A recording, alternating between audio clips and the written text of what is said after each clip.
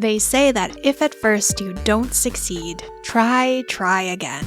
But what happens if you sort of half-heartedly succeed the first time? Well, I guess you keep trying anyway, or at least that's what Lilymo Games is doing with the sequel to 2020's Twin Breaker, a Sacred Symbols adventure. The next installment, entitled Try Breaker, a Sacred Symbols Odyssey, picks up where its predecessor left off in both story and gameplay. But this go around, you're not just brick breaking through space, you're brick breaking through time. If you live under a rock like me, Sacred Symbols also happens to be the name of a PlayStation-themed podcast run by Colin Moriarty, Chris Raygun, and Dustin Furman. It's one of several shows under their Last Stand media banner. If you recognize Moriarty's name, for better or worse, it may be from his time at IGN, Kind of Funny Games, or, teaming up with Barry Johnson of Lilymo Games to create these goofy brick-breaking titles. But does Try Breaker try too hard to stand out from the crowd, or is it an out-of-this-world brick-breaking experience?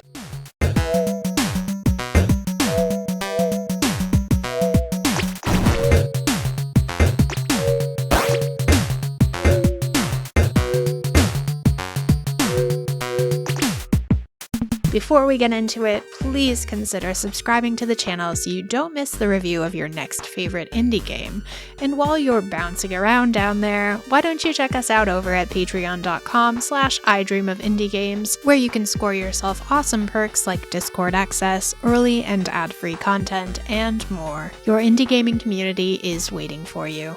Try Breaker, a Sacred Symbols Odyssey, picks up about 10 years after Twin Breaker left off. Colin and Chris are summoned out of a comfortable retirement when it is uncovered that their last adventure led to concrete evidence of time travel, and this information just might have fallen into the wrong hands. Now, with the help of Dustin, a high-clearance government liaison, they must prevent possible paradoxes by hopping back into Greetings and Salutations, the tongue-in-cheek name of their ships, to save the world as we know it again. If you played Twin Breaker, you already know that it's no ordinary space battle game. Instead, Try Breaker plays more like a classic arcade game on performance-enhancing drugs. Instead of a single paddle brick breaker, you'll have two ships which you control independently with the left and right sticks, as well as a ball launcher or bouncer, which grants you additional control of the ball's trajectory post-launch.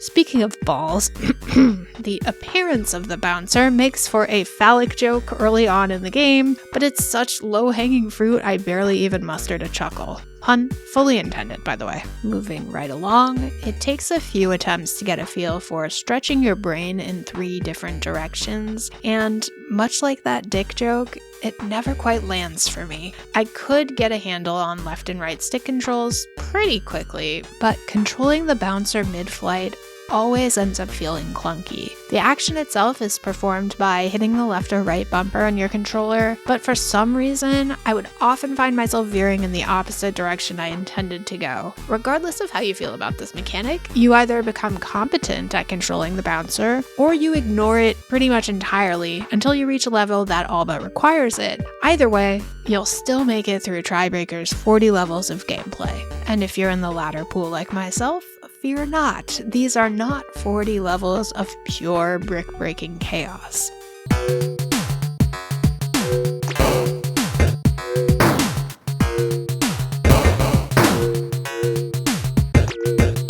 Try Breaker does attempt to shake things up a bit by implementing levels inspired by other arcade classics like Snake, Pac-Man, and even Frogger. Not only that, but you'll even encounter some boss levels which can really throw you for a loop.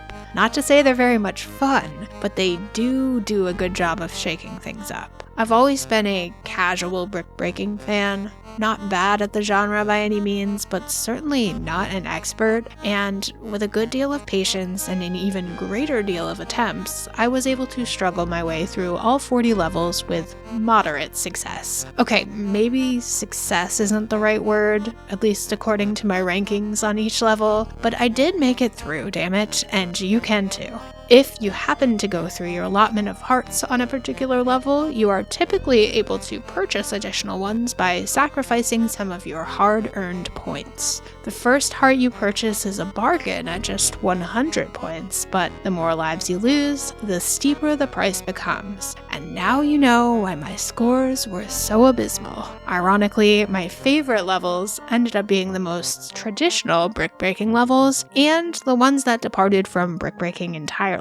Unfortunately, the 3 ship controls never ended up clicking with me the way I wanted them to, and left me feeling more confused and frustrated than anything else. I credit the developers for attempting a new twist on classic gameplay, but it ends up making these levels a lot less fun. And of course, there's the game's story, which just wasn't for me. Again, credit where credit is due. I appreciate a brick breaker having any kind of story at all. It provides some degree of depth to an otherwise pretty shallow gameplay style. However, the whole "I wrote this game so my friends and I are wealthy, futuristic heroes who save the world" again was a bit cringy. Not only because it seems a little self-indulgent, but also it's just silly. It's kind of a retread of the first game, except this time the boys are traveling through not just space, but time. Often, this involves the characters becoming separated and trying to find their way back to the others. In my heart, I have to believe that Tribreakers doesn't take itself too seriously, and this over-the-top story is intentionally wince-worthy, but take that with a grain of salt. The humor is either going to click with you, or it's not, and this one wasn't my cup of tea. On the bright side, Tribreakers does sport some snazzy pixel art graphics that lend themselves well to this style of gameplay. Bold, retro-tastic color schemes, stylistic portrait art, and tons of arcade influences combine to create a visual style that doesn't quite look like it belongs in an arcade, but definitely pays respect to the golden age of gaming. Don't get me wrong, some levels aren't the prettiest to look at with busy foregrounds and muddy backgrounds, but there's something authentic about that chaos that makes sense in the context of this title, and nothing feels more authentically retro than the soundtrack.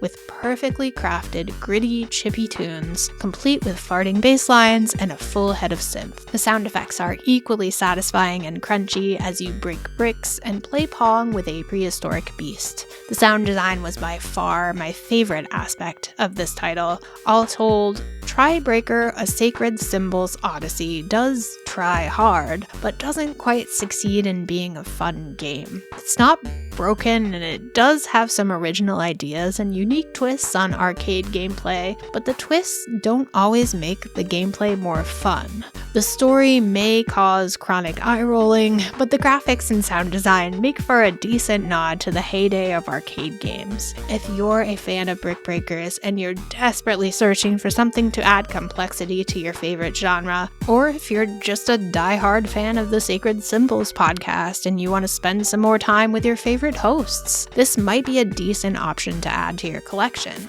Here at I Dream of Indie, we have a lamp tiering system with bronze, silver, and gold lamps representing good, great, and exceptional games respectively. We also have the Rusty Lantern for games with a faint glimmer of hope, and the dreaded Indie Krampus for games that belong on the naughty list. In the case of Tribreaker, A Sacred Symbols Odyssey, I am bestowing upon them the Rusty Lantern.